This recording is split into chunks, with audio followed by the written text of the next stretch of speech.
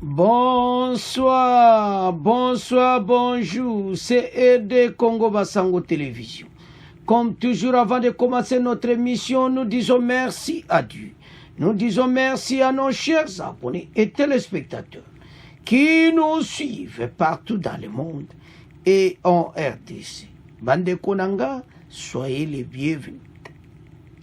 À la une chez téléspectateurs et Yindi Bandeko Nakatia Plateau entre Augustin Moulumba de l'IDPS, Hervé Diakeste de Moïse Katumbi et Etienne Batumuke Yaibutili. Boyoka Bandeko Misatu Makamba Lobi, Bandeko Zasomo. Toko Banava IDPS. On va soutenir le chef de l'État, va expliquer pourquoi Makamouane fait salam.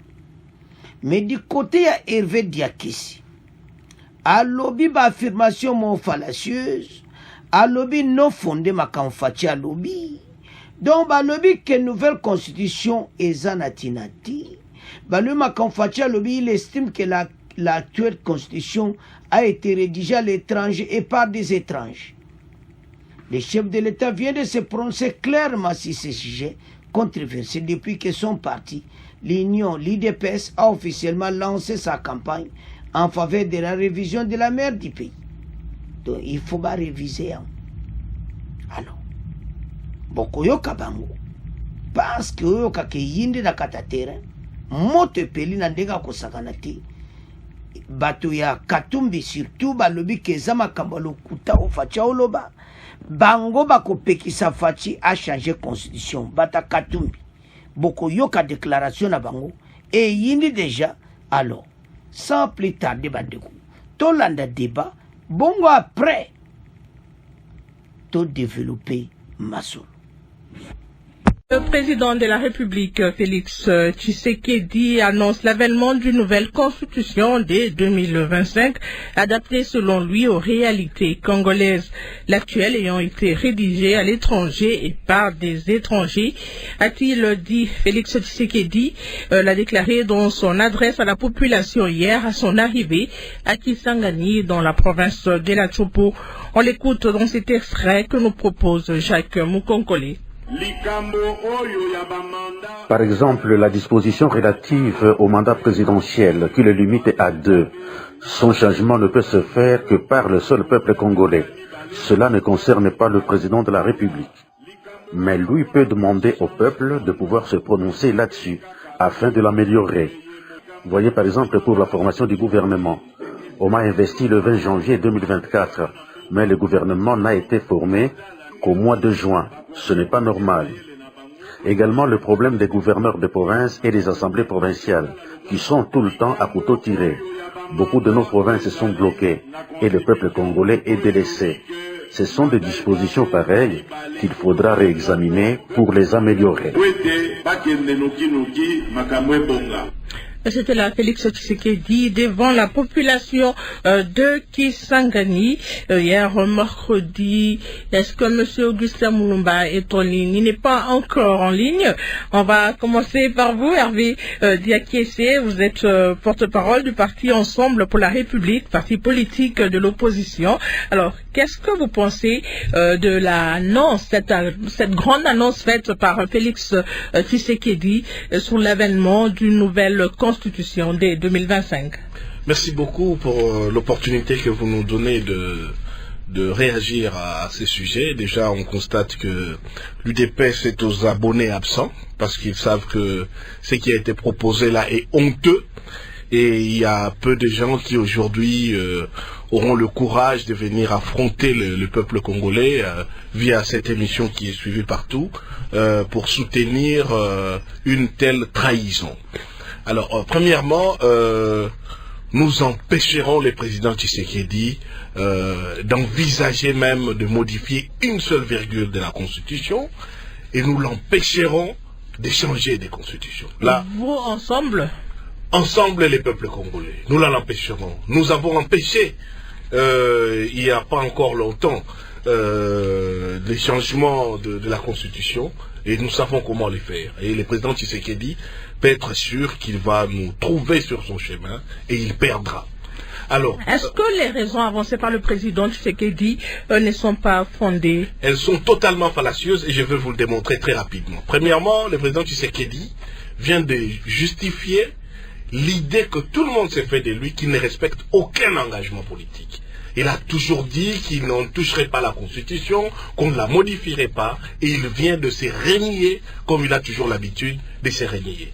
Autant on peut le comprendre dans ses engagements politiciens, mais en ce qui concerne les cadres, le socle du compromis politique global qui a permis à ces pays de se stabiliser et d'avancer, nous ne permettrons certainement pas de marcher dessus, parce que les martyrs des marches du CLC, les peuples congolais dans son ensemble, s'est battu pour que cette constitution demeure. Et cette constitution a demeuré. Et s'il est même aujourd'hui au pouvoir, c'est grâce à cette constitution qui a servi des remparts pour l'alternance.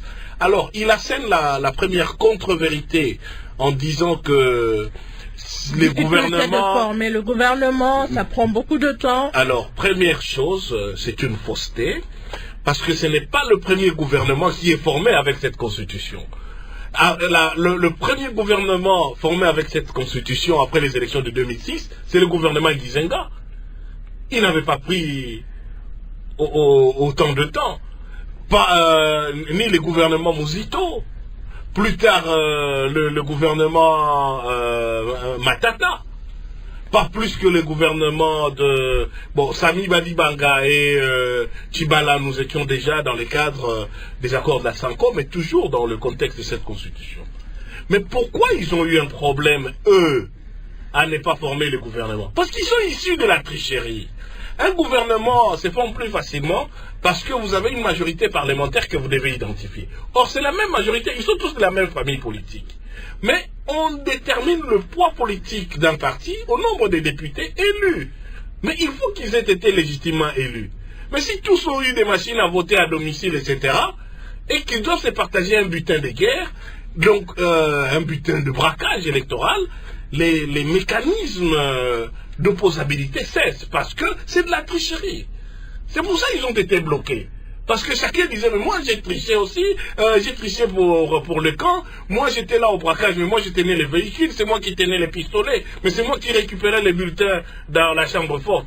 Donc c'est comme ça qu'ils ont traîné. Ça n'a rien à voir avec la Constitution. Mais avec les gouvernements précédents, on a eu aussi des mêmes problèmes, le problème de durée.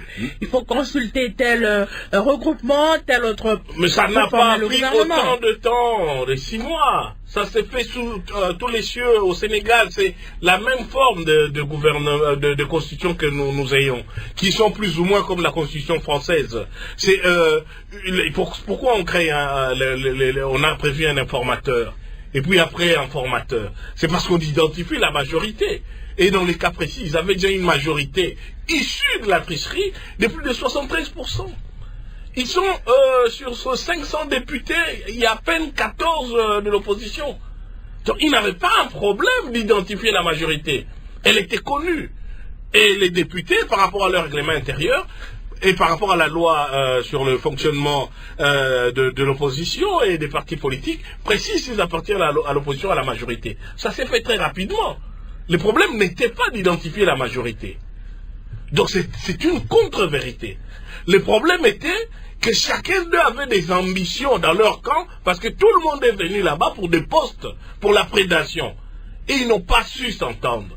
Donc c'est leur incapacité à respecter la Constitution. Ce n'est pas la faute à la Constitution. Lorsqu'un élève n'étudie pas, lorsqu'un élève est habitué à tricher, lorsqu'un élève est habitué à mener des questionnaires jusque dans la salle d'examen, il ne peut pas reprocher au cours d'être compliqué. C'est lui qui est incompétent, c'est lui qui est incapable. Alors, en plus de la formation du gouvernement, du retard dans la formation du gouvernement, il a évoqué ce conflit récurrent entre les gouverneurs des provinces et les assemblées provinciales. Encore une fois, c'est une question qui ne relève pas de la Constitution, mais de la loi sur la libre administration de province. On a prévu que les provinces aient leurs compétences propres. Sauf que nos autorités ne respectent pas les principes de la libre administration des provinces, notamment sur les ressources, les retenues à la source des 40% qui n'ont jamais été respectées. On a maintenu une rétrocession qui n'est pas constitutionnelle. On n'a pas respecté cette constitution. Le problème n'est pas de la faute de la constitution. Les équilibres entre les gouverneurs ainsi que les assemblées provinciales sont déterminés par les majorités issus des élections. Lorsque les règles des jeux électoraux sont respectées, bah, il n'y a aucune difficulté. Mais après, le reste est inhérent aux querelles politiques qu'on peut retrouver partout lorsque c'est administré correctement.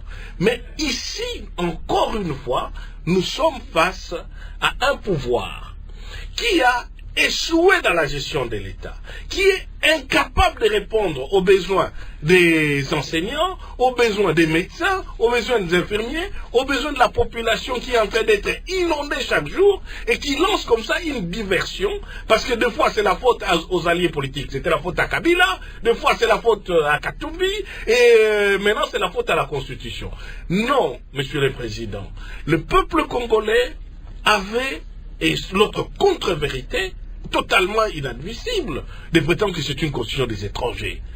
C'est tellement ridicule parce que même il y a des vidéos qui circulent où le prof Mbata vous rappelle que c'est une constitution, la seule constitution vraiment élaborée par des Congolais. Parce que c'est une constitution qui a été élaborée pendant la transition 1+4 à Kisangani. Il prétend que ça a été fait à l'étranger. À Simisimi, justement. Donc, on avait même parlé de la constitution des Simisimi. C'est pas parce que l'UDPS a boycotté les référendums, parce que cette constitution a été soumise au référendum. Le peuple congolais a voté cette constitution. J'étais l'un des organisateurs de ces référendums, parce qu'à cette époque, j'ai dirigé la représentation provinciale du Congo central de la CEI. Donc, et je connais comment le peuple s'est mobilisé, parce que c'était les premiers votes pour cette constitution. L'UDPS a boycotté. Donc, ça ne veut pas dire qu'ils sont plus congolais que les autres. Le peuple congolais s'est déterminé. Pourquoi il prétend que donc c'était à l'étranger, et le peuple qui s'était mobilisé là, c'était des étrangers. Lui, là, il est devenu président sur base d'une constitution des étrangers. Pourquoi alors il avait accepté d'être candidat et de diriger le pays pendant son premier mandat avec cette constitution? La réalité, s'il a besoin de mettre en place une commission, c'est la commission qui s'occupe des statuts de l'UDPS. Des statuts totalement violés, parce qu'ils ne savent pas respecter les règles du droit. Ils ont un président intérimaire à vie, qui est président de la République en même temps, et ils n'ont pas d'intérim. Ils ont 2 secrétaires généraux, ils ne savent pas gérer leurs propres statuts, et ces désordres juridiques, ils veulent maintenant le transposer sur la scène nationale. Nous les en empêcherons. Le président Tshisekedi peut être certain, il ne modifiera pas la Constitution et il ne changera pas de Constitution. Itiel Batunike, vous êtes chercheur à Bouteli, Institut congolais sur la politique, la gouvernance et la violence. Quelle lecture vous faites de cette décision prise par le chef de l'État, Félix Tshisekedi, à Kisangani? Il vient de s'exprimer clairement parce qu'il y avait un tâtonnement. Est-ce que l'UDPS veut modifier ou changer la Constitution?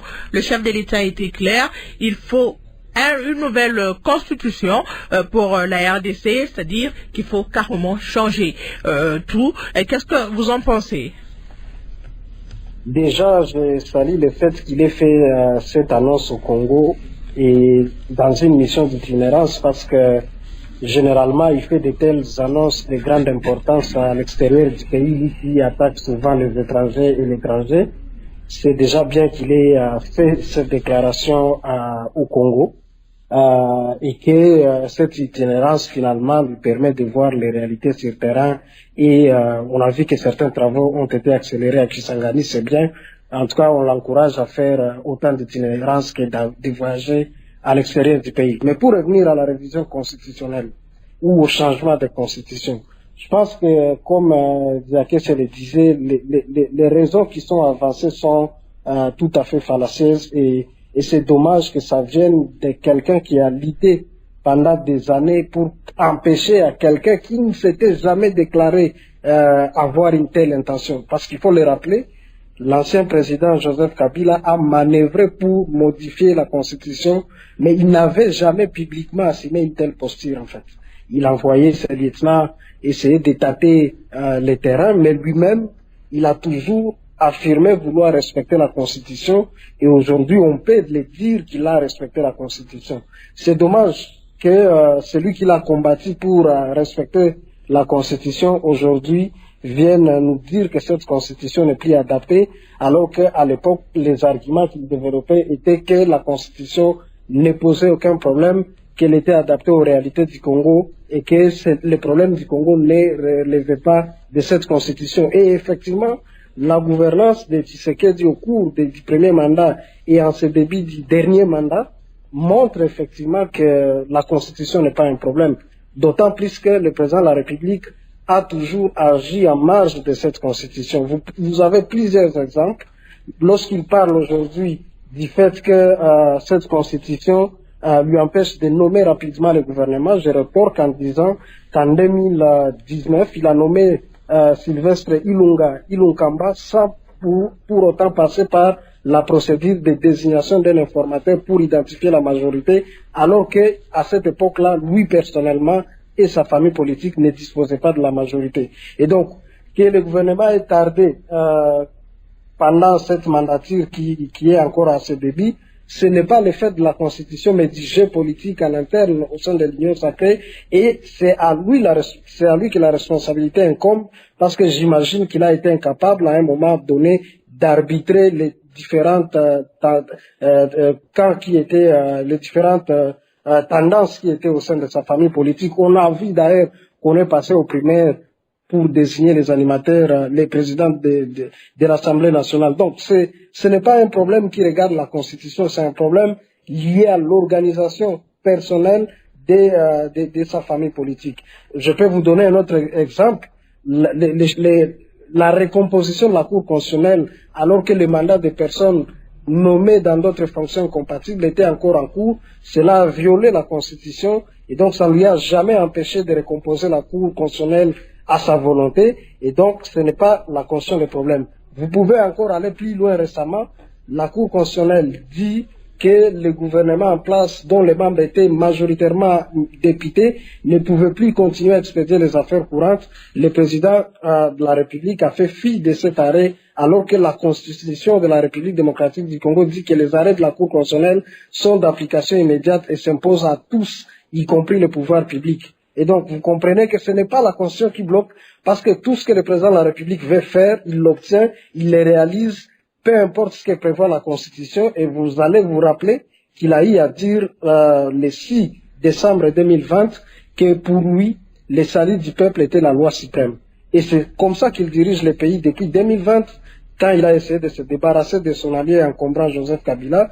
Il a chaque fois mis la Constitution de côté, et dommage qu'aujourd'hui, l'opposition que nous avons, c'est elle qui lui avait donné les béquilles pour pouvoir renverser l'ordre constitutionnel et requalifier la majorité à l'Assemblée nationale d'une façon que l'on connaît. Et donc, la Constitution n'est pas un blocage. Dire que la Constitution est de l'étranger, elle vient des étrangers et qu'elle a été faite par les étrangers, je pense que c'est aussi une méconnaissance quelque part du processus d'adoption de cette Constitution en 2005.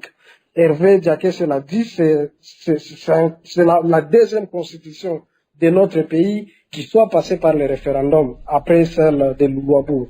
Et donc, on ne peut pas aujourd'hui dire qu'une Constitution qui a recueilli l'assentiment de la population en amont comme en aval, parce que en amont, il faut vous rappeler qu'il y a eu des consultations qui ont été menées par la commission qui était chargée de rédiger la Constitution, et ça tombe bien parce que les comités de rédaction de cette Constitution s'étaient réunis à Kisangani.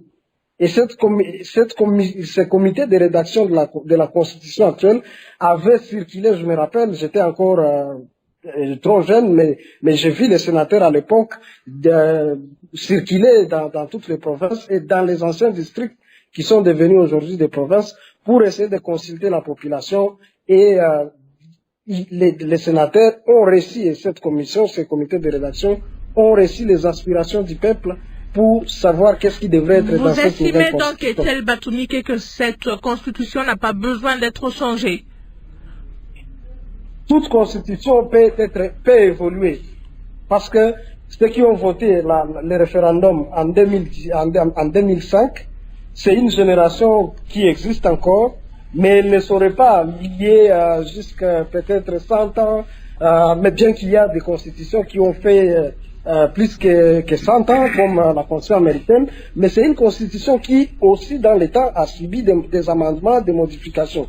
Mais est-ce que c'est le moment opportun?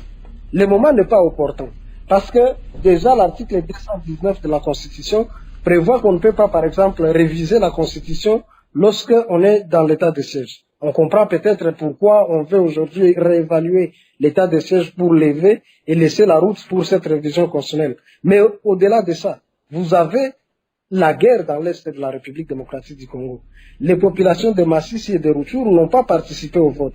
Si aujourd'hui nous allons encore dans un référendum constitutionnel, ça signifie que ces populations-là seront privées pour la deuxième fois de leur droit de participer à la gestion du pays, et la souveraineté nationale, elle sera en train d'être mise à mal par cette façon de procéder. Donc ce n'est pas le moment aujourd'hui indiqué de pouvoir réviser la Constitution. Et bien plus comme Hervé Diakese le disait tout à l'heure, on sait que le président de la République a peut-être du mal parfois à tenir ses promesses, un peu comme Jacques Chirac qui disait que les promesses de campagne n'engagent que ceux qui y croient. On a vu Genève tomber à l'eau, on a vu Nairobi, on a vu peut-être d'autres accords pour la constitution de l'Union sacrée, mais ici on n'est pas dans des faits privés. Ici nous sommes dans un cadre constitutionnel qui lie les Congolais au-delà de leur appartenance politique. Aujourd'hui on ne peut pas s'attribuer la légitimité de décider au nom de tous les Congolais. Parce que la commission que l'on veut mettre en place ne sera pas inclusive comme le processus de rédaction de la Constitution actuelle l'a été, comme je venais de vous l'expliquer. Merci Etienne Batoumi, qu'on regarde encore dans cette émission. La réalisation me signale qu'Augustin Mulumba, qui devait être avec nous dans cette émission, député national et cadre de l'UDPS, est injoignable. À la place, nous avons Freddy Tshibangou, qui est député national honoraire et aussi cadre de l'UDPS. Il est ancien rapporteur de la Commission économique et financière de l'Assemblée nationale. Monsieur Freddy Tshibangou, bonsoir. Oui, bonsoir madame. Alors, le chef de l'État, Félix Tshisekedi, vient de se prononcer clairement sur au sujet du changement de la constitution de la RDC. Vous êtes cadre de son parti politique. Est-ce opportun aujourd'hui de changer la constitution de la RDC? Je crois qu'il est opportun de changer la révision de la constitution vu les temps qui courent et les conditions dans lesquelles le pays est plongé. Je crois qu'il est opportun et nous devons au stade actuel soutenir la démarche du chef de l'État qui il s'engage pas à réviser lui-même la constitution. Il a été beaucoup plus clair pour dire que c'est le peuple souverain qui va s'engager à revoir les articles qu'il faudra changer dans la Constitution. Et il a bien dit que ce n'est pas, ça sera par la voie d'une commission qui sera inclusive. Je regrette qu'on n'ait pas compris qu'il a parlé d'une commission inclusive qui sera mise en place, et même pas cette année, ça sera l'année prochaine. Je comprends bien quand il y a des collègues qui parlent de la situation de l'Est, de Masisi, de Rutshuru, où il y a encore l'occupation, où il y a la guerre. Mais pour arriver à mettre fin à cette situation, je crois que nous devons entrer dans la vision du chef de l'État, passer à l'étape de la révision qui sera opérée par la population ou le peuple souverain. Alors, vous parlez de révision de la Constitution, le chef de l'État parle d'une nouvelle Constitution. Il y a quand même nuance, il y a une différence entre avoir une nouvelle Constitution et la révision dont vous parlez. Je crois qu'il a été beaucoup plus clair. Il a dit qu'il y a des articles qu'il faudra revoir. Je crois que ce qui préoccupe l'autre partie, où je pense l'opposition, c'est de croire que le chef de l'État, il a été aussi plus clair, il vous a parlé du problème des mandats. Il a dit que cela n'engage pas le chef de l'État.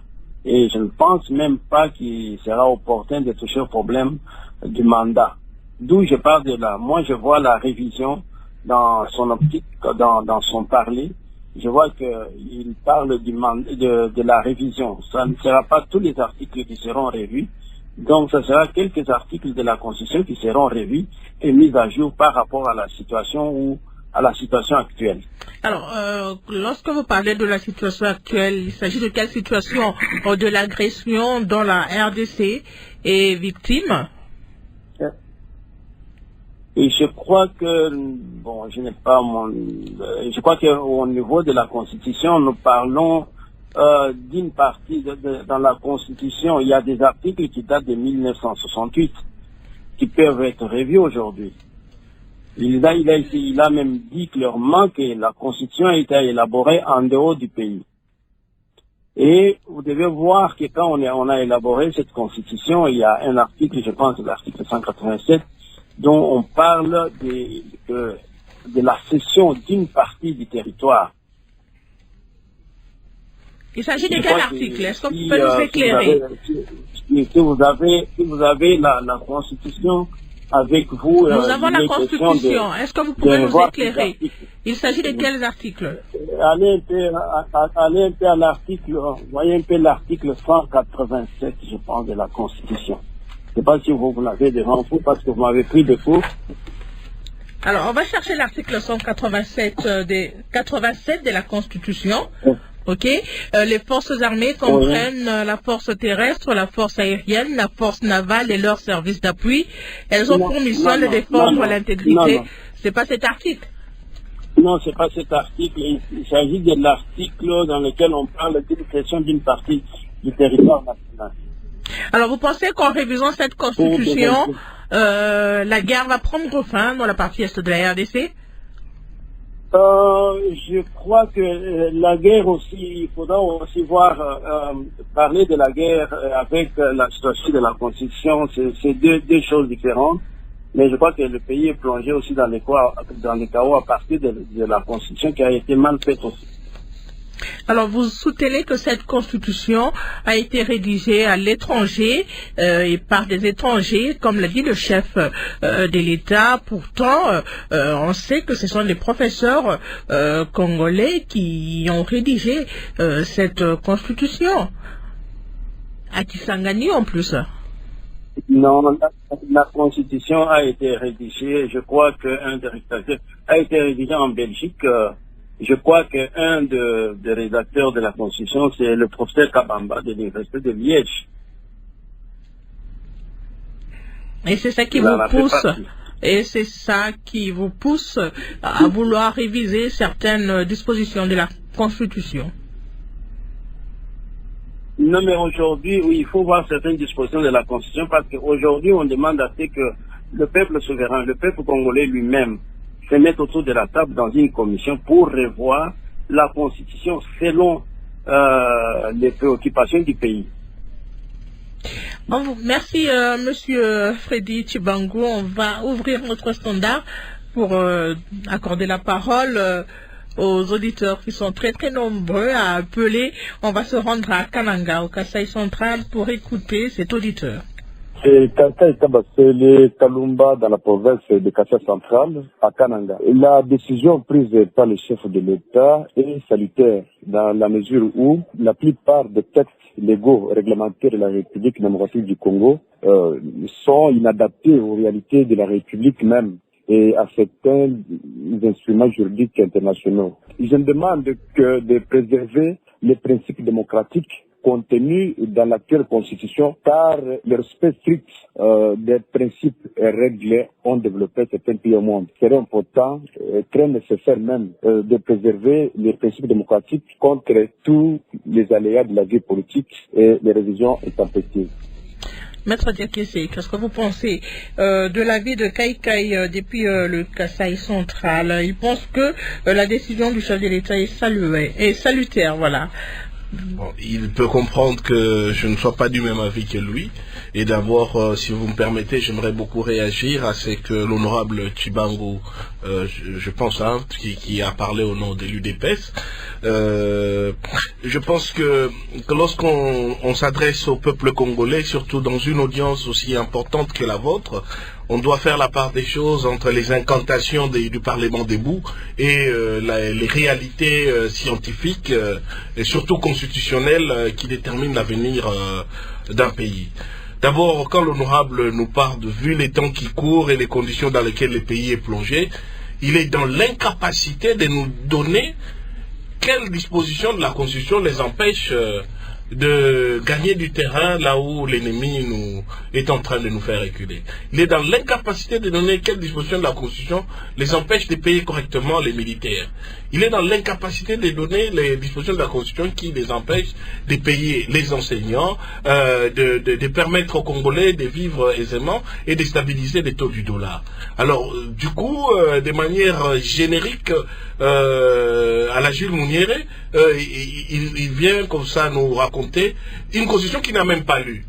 Il nous donne des dispositions constitutionnelles qui n'ont strictement rien à voir avec la réalité. Et ça, c'est l'UDPS.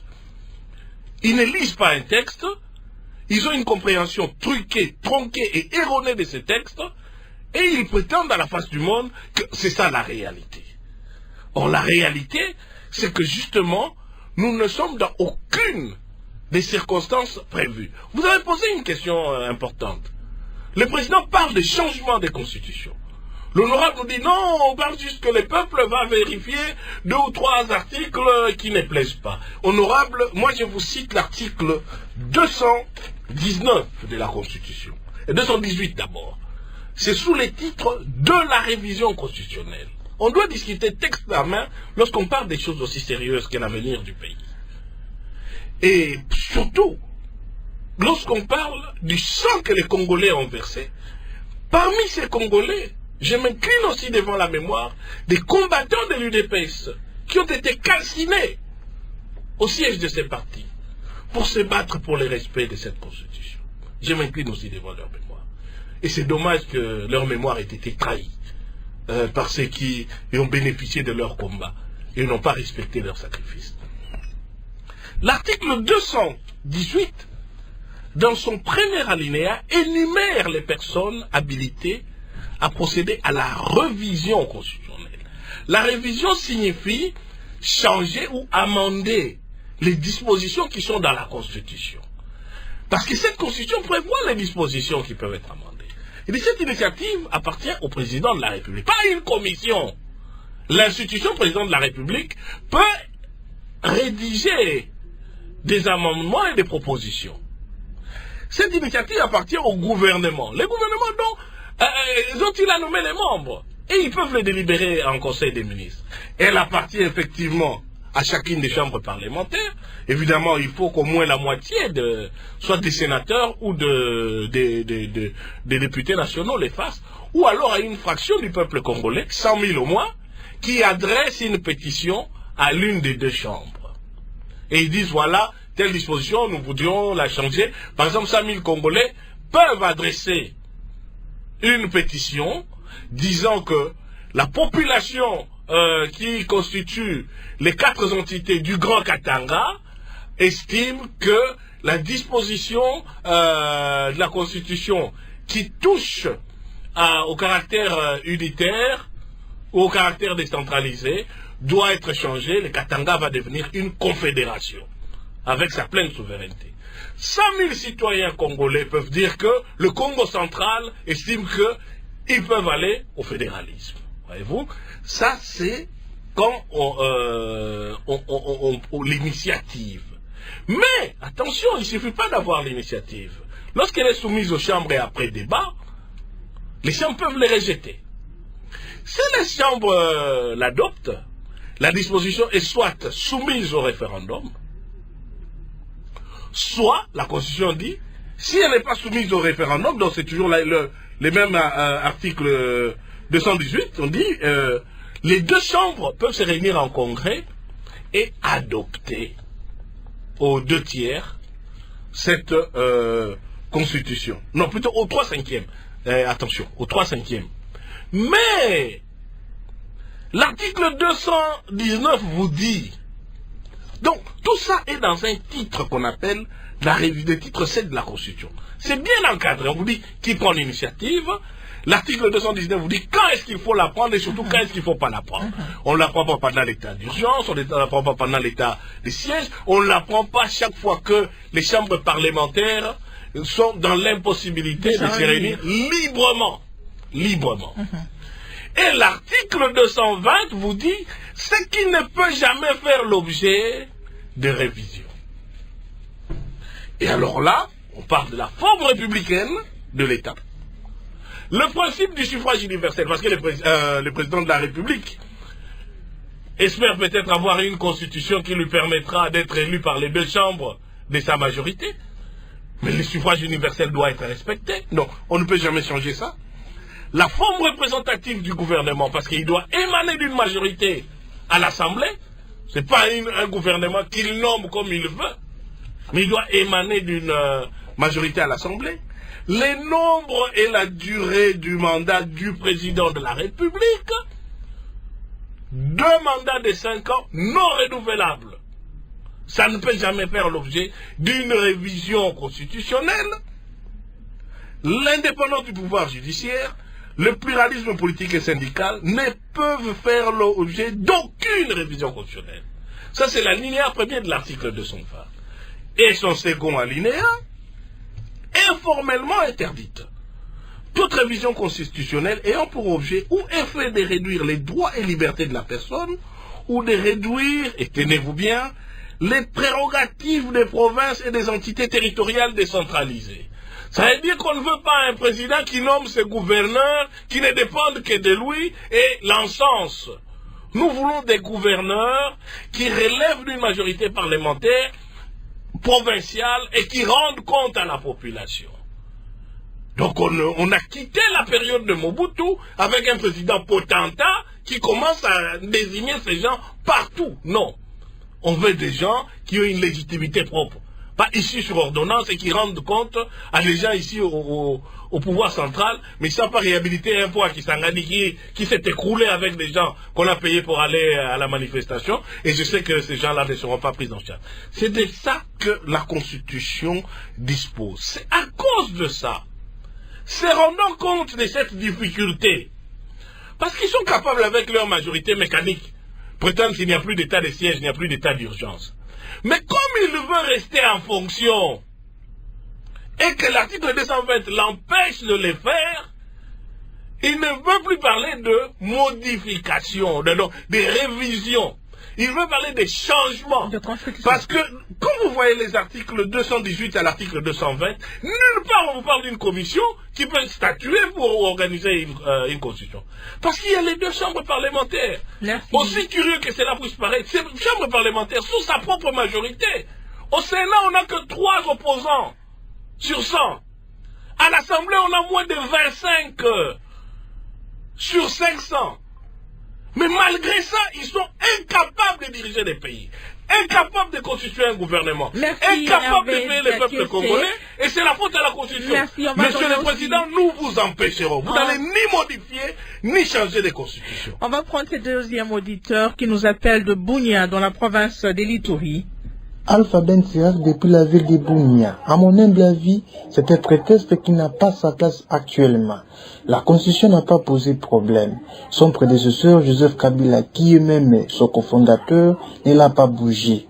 En souvenance du passé, le DPS, l'actuel parti au pouvoir, eut refusé catégoriquement la révision constitutionnelle lorsque le gouvernement de Joseph Kabila a voulu l'adapter au contexte de cette époque. Voilà pourquoi la loi karmique trouve son pesant d'or. Actuellement, changer la Constitution n'a d'autre but que son maintien internisé au pouvoir, acte auquel aucun peuple congolais ne peut accepter. Alors, cet auditeur vous rejoint un peu dans votre analyse de tout à l'heure, Étienne Batumike. Juste une brève réaction. Totalement, madame. C'est clair que toute révision constitutionnelle ou modification de la Constitution aujourd'hui vise à maintenir le président en exercice au pouvoir au-delà des termes de ce mandat constitutionnel. Et ça, c'est vraiment inacceptable dès lors qu'on sait qu'il a signé l'accord de la Saint-Sylvestre dans lequel il est clairement dit qu'un président de la République qui a réalisé déjà 2 mandats ne peut plus en briguer un 3e. Et donc, mais vous avez suivi M. Freddy Tshibangou qui dit que l'objectif c'est pas... Alors vous avez suivi M. Freddy Tshibangou qui dit l'objectif c'est pas de s'éterniser au pouvoir. C'est bien le contraire, parce que d'ailleurs je relève que Tshibangou il était en train de croire comme si on était à l'église. Chaque fois, il dit, je crois que c'est telle disposition. Je rappelle que les dispositions auxquelles il faisait allusion, c'est l'article 214 et 217 de la Constitution. Et l'interprétation qu'il essaie de donner est complètement fausse. Et donc, quand il croit que le président de la République n'a pas cette intention de se maintenir au pouvoir, je rappelle qu'on n'est pas à l'église et que le pasteur du président de la République lui a interdit de faire le 3e mandat. Donc, on doit nous éviter d'aller à un 3e mandat à la République démocratique du Congo, parce qu'on a déjà une jurisprudence que son prédécesseur est parti.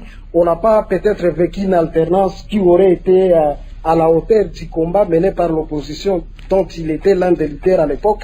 Le grand héritage qu'il peut donner à ce pays, c'est d'organiser dès aujourd'hui son dauphin, et s'il va gagner l'élection à la régulière, qu'il les gagne et qu'il laisse une alternance qui soit véritable en République démocratique du Congo. Freddy Tshibangou, est-ce que vous êtes en ligne? Oui, madame, je demande à M.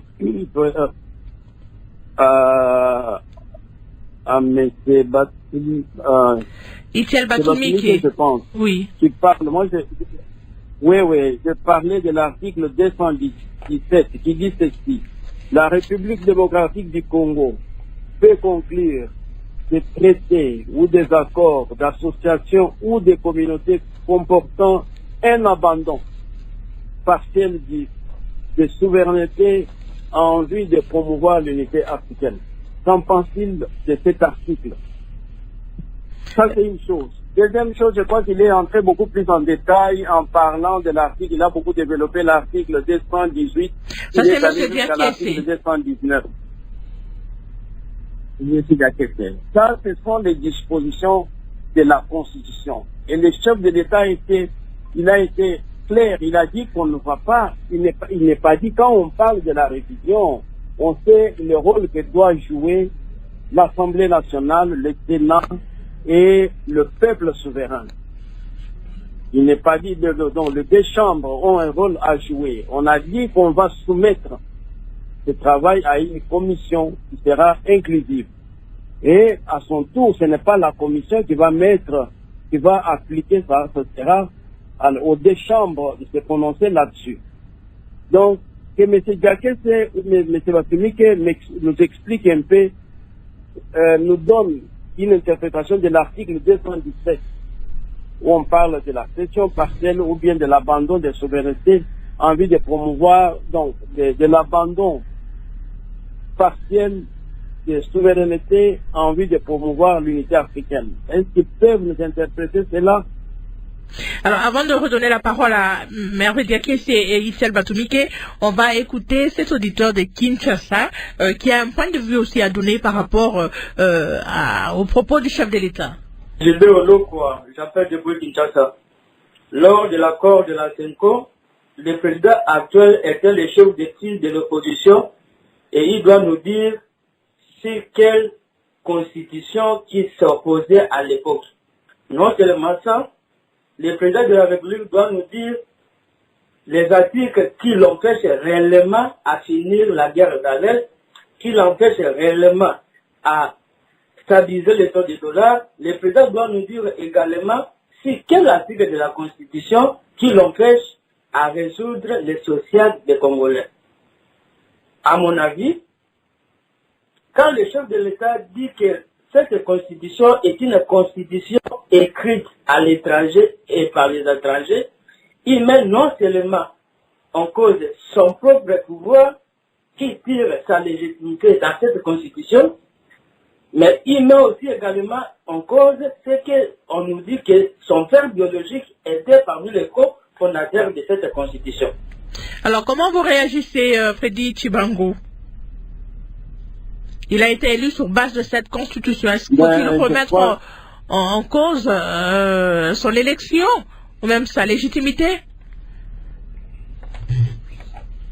Je crois que notre base d'entendement n'est pas la même parce que moi, je ne vois pas qu'il est question ici d'un changement total de la Constitution. Il a dit qu'il y a des articles qu'il faudra revoir pour nous adapter, pour nous mettre... donc il y a un changement, il faut apporter une certaine modification dans certaines dispositions de la Constitution, dans des articles qui sont dans la nouvelle Constitution. Il n'est pas dit qu'il faut revoir toute la Constitution. Et il a été beaucoup plus clair. Pourquoi il ne parle pas de ce que le chef de l'État a dit, que quant au mandat, il n'était pas question, il n'est pas là pour changer le mandat qui est de 2 ans renouvelable. Une fois. Il en a parlé, il a insisté sur ce point. Il a dit que le mandat du chef de l'État est n'est que de deux fois. Donc le mandat est de 5 ans, renouvelable une fois. Il était beaucoup plus clair sur ça. Alors, le débat est très intéressant. Les auditeurs sont très très nombreux à appeler, même à nous écrire. Allez-y, Freddy Tshibangou. Je crois, j'attends d'abord la réaction de par rapport à la disposition de l'article 217.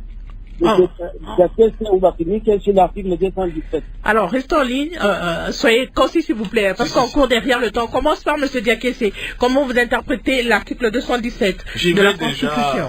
En rappelant, en relevant d'abord la dernière interprétation de l'honorable Tshibangou. Honorable, à partir du moment où on change des constitutions, la question de la limitation de mandat de l'ancienne constitution tombe. Parce que la nouvelle constitution remet les pendules à zéro, et ça veut dire que, puisque vous avez l'intention de vous éterniser au pouvoir, alors que vous n'avez jamais été élu régulièrement, c'est que la constitution, la nouvelle constitution vous prévoira d'avoir 20 ans, 30 ans, comme vous le faites avec vos statuts de l'UDPS, donc ils vont rester aussi longtemps que possible. Alors, quand vous parlez de l'article 217, il faut toujours, lorsque vous lisez un texte juridique, rentrer dans ce qu'on appelle l'interprétation a rubrica, parce que là, on est obligé de faire une sorte d'exégèse d'interprétation du texte de droit. Et vous verrez que ça parle des traités et accords internationaux. Et en fait, vous faites ce que l'UDPS a toujours l'attitude vicieuse de faire, des interprétations à la Kadiocha. Vous dites, voilà, l'article 217 dit que la République démocratique du Congo peut conclure des traités ou des accords d'association ou des communautés comportant un abandon partiel de souveraineté en vue de promouvoir l'unité africaine. Vous venez dire, voilà, c'est une constitution qui permet d'abandonner les territoires à l'étranger. Ce qui n'est dit nulle part, mais c'est votre interprétation. Mais vous venez avec le président Tshisekedi de faire entrer notre pays à l'EAC. Mais quand on fait entrer les pays à l'EAC, c'est une zone de libre-échange économique. L'un des éléments d'abandon partiel, c'est quoi? C'est que nous levons les barrières douanières. Parce que les produits des pays membres entreront chez nous comme nous aurions fait entrer des produits congolais. Au même titre, c'est un abandon partiel de souveraineté. Nous avons des ambassades dans ces pays. Pourquoi nous les avons? Parce qu'ils représentent des pays étrangers. Est-ce que nous avons dans l'enceinte de ces ambassades un droit de souveraineté? Nous avons abandonné partiellement la souveraineté. Mais vous continuez plus loin, parce que votre idée c'est de dire nous céderons nos terres à l'étranger et nous n'aurons plus du territoire. Or, l'article 215, plutôt 214, alinéa 2, dit nulle cession, nul échange, nulle adjonction des territoires. Donc même le fait de prendre ou Gisenyi décide de devenir un territoire congolais n'est valable sans l'accord du peuple congolais consulté par voie de référendum. Mais si ces choses-là vous posent problème, mais vous avez une majorité à l'Assemblée, vous avez une majorité au Sénat. Le président Tshisekedi a dirigé il y a encore 5 ans. Il est en place. Vous pouvez le changer tranquillement. Ça ne fait pas partie des dispositions verrouillées. Mais la seule chose qu'on va vous dire, ça fait partie des textes internationaux auxquels nous avons adhéré, comme tous les autres pays africains ont adhéré au même texte. Non, je crois que j'avais déjà apporté les deux dispositions et l'interprétation qui manquait d'ailleurs à l'honorable Tchibangu. On lui a apporté de la matière et l'interprétation qui est faite par Maître Hervé Diaké, c'est l'interprétation la plus pertinente qui soit. Donc on ne doit pas tordre l'esprit de la loi pour pouvoir justifier ses intentions de tripatouiller la Constitution pour se maintenir au pouvoir. Ces deux dispositions sont claires, ni cession, ni la jonction ne peut se faire que par voie référendaire. Et donc, il n'y a pas de débat sur ces questions-là. Nous savons que ce qui est visé à travers cette initiative, c'est de s'éterniser au pouvoir. Mais l'on ne doit pas perdre de vue que l'actuelle Constitution a été rédigée dans le sens de barrer la dérive autoritaire, d'éviter les conflits, de faire en sorte qu'il y ait alternance démocratique. Et le peuple congolais, je pense qu'il va se montrer qu'il n'est pas complaisant. Il s'est mobilisé pour imposer cela à Kabila. Je pense qu'il est encore prêt à le faire parce que sinon, on sera pris pour un peuple complaisant. Parce qu'aujourd'hui, l'année passée, les discours c'était candidat de l'étranger. On ne doit pas continuer à manipuler l'étranger pour pouvoir se maintenir au pouvoir. Les candidats de l'étranger, aujourd'hui, ça devient constitution de l'étranger, alors que c'est cette constitution qui permet à ce qu'on exerce le pouvoir depuis 2019. Et qu'on viole, je rappelle, qu'on ne respecte jamais. Parce que j'ai évoqué au début de l'émission l'ensemble des dispositions qui sont bafouées régulièrement et qui n'empêchent, même lorsqu'elles empêchent le président de la République d'agir, il les saute et impose sa volonté en disant que le salut du peuple est la loi suprême. Et donc pour lui, cette constitution n'existe même pas. Pourquoi il la modifierait alors qu'elle n'existe même pas? Parce qu'il ne la respecte pas assez régulièrement. Merci. On va prendre à présent ces réactions, ces nombreuses réactions des internautes sur la page Facebook de Radio Kapi. Elie de Saran, voilà, qui nous écrit depuis Kolwezi, en suivant les propos du président Tshisekedi sur le changement de constitution. Peut-on affirmer que le président était bel et bien derrière Augustin Kabouya, qui avait une mission de jauger la température du peuple? C'est une question qu'il se pose. Blackam Olivier et Lalou, nous n'accepterons pas cette révision de la Constitution. Il nous appelle, il nous écrit depuis Kisangani. Voilà, vous êtes très nombreux, les réactions ne cessent de tomber. Voilà.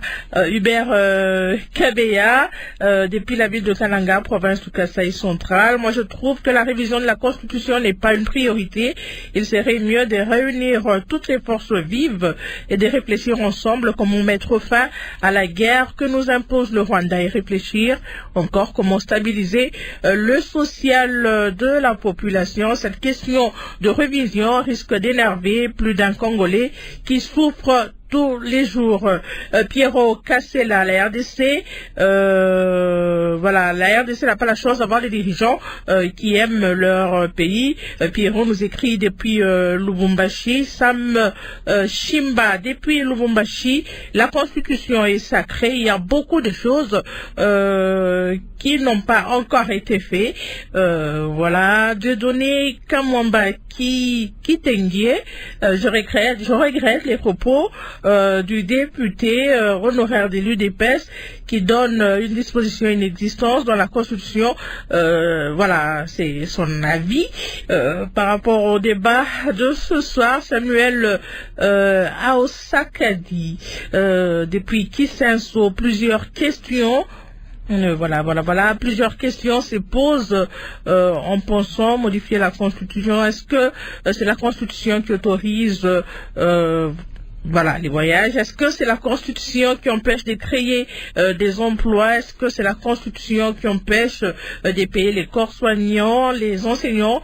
Vous comprenez que même si on change la Constitution, aucun politicien congolais sera nommé un premier ministre le lendemain de son élection.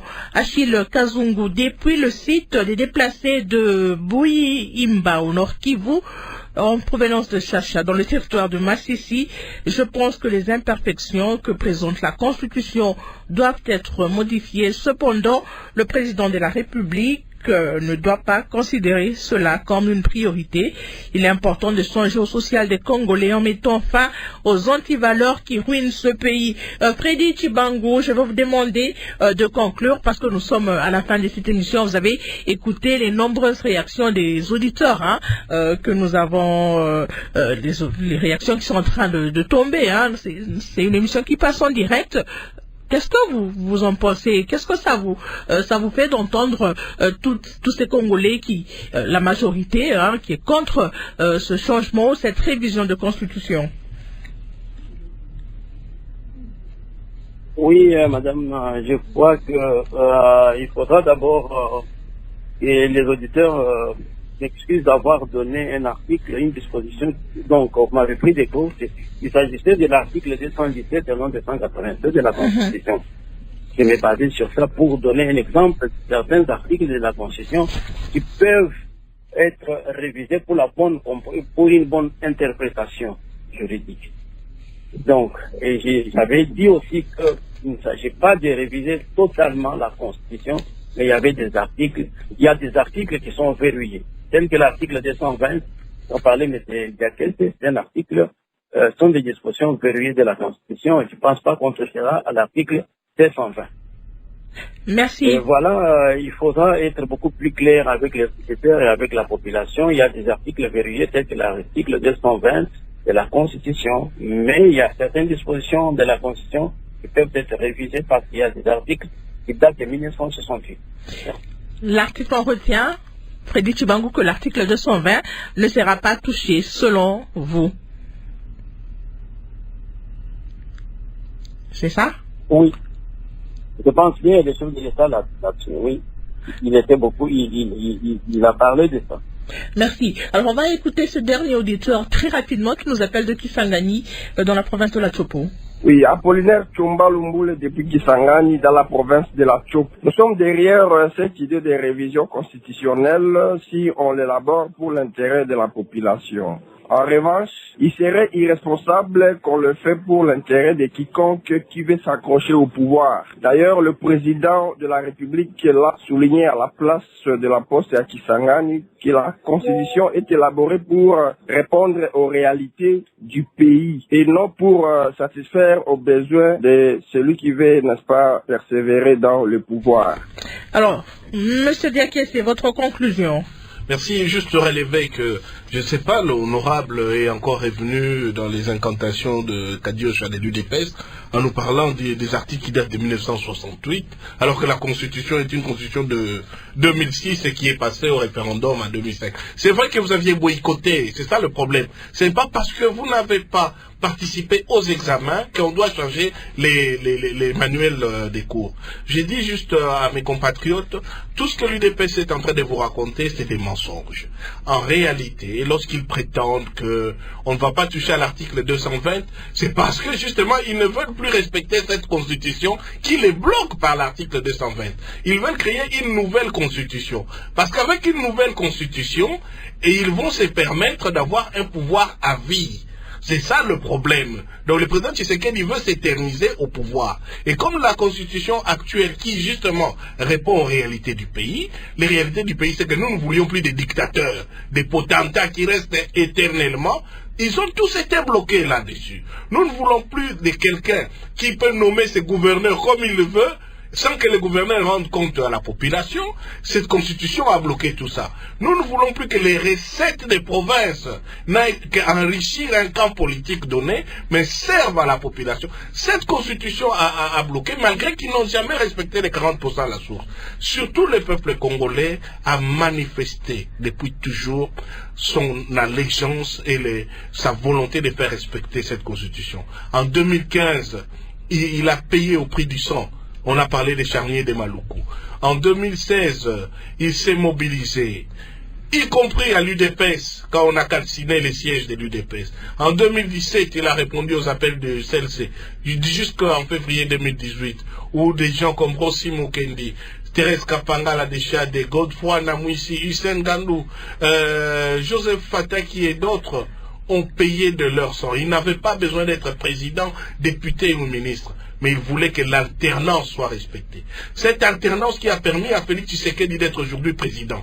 Nous ne discutons même pas des conditions désastreuses, contestables de sa manière d'accéder à la présidence, y compris encore en 2023. Mais c'est cette constitution qui les oblige malgré tout à organiser les élections et à respecter la durée des mandats. Et c'est à cause de ça qu'ils veulent la bloquer.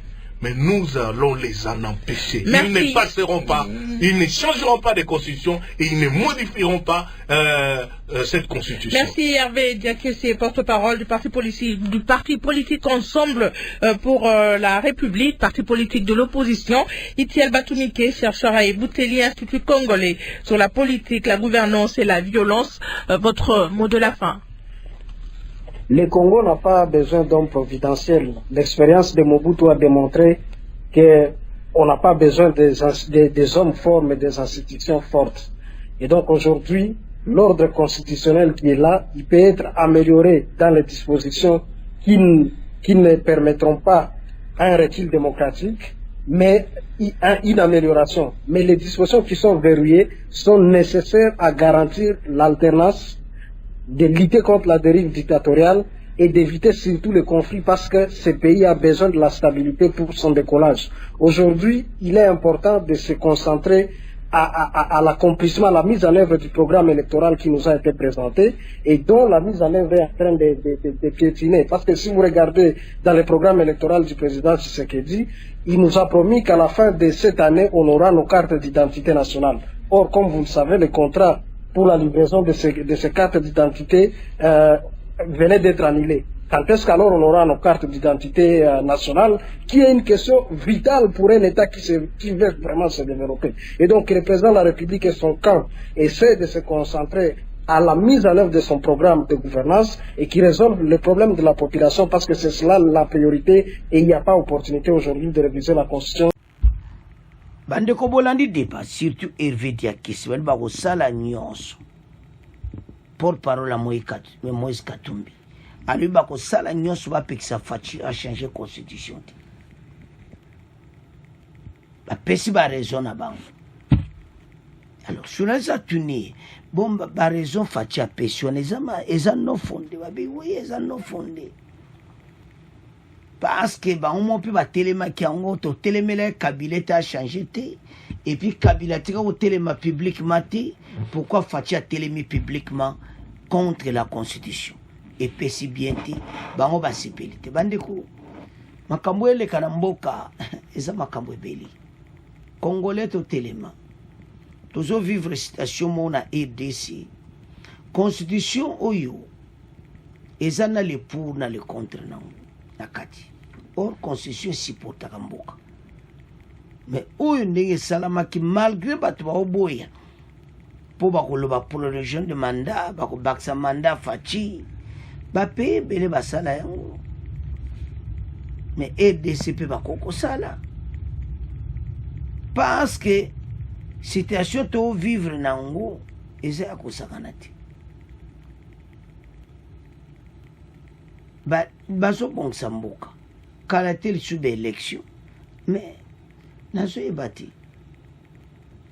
Situation oyo, bato opposition ba lobby ba ko changer en oti. Bata failu ba boy. Bolandi Hervé Diakessé o Katumbi a lobby. Alors, IDPS a expliqué que ba raison fatia PC c'est vraiment important. Bande ko surtout situation ba gouverneur et ça la passe yo déranger mboka. L'Assemblée provinciale ba osa makamna ba zo ba la pona ko voter donc makambo ebele tal élection ba gouverneur Assemblée provinciale ba osa la bon linga ba changer constitution donc match saka mobulu. Alors bandeko en tout cas mote peli na plateau batu batombo ki mabe to komo tikango na bino bo développer bino bo pesa ba idée na bino bo continuer ko s'abonner na chaîne Oyo. Au revoir, à la prochaine.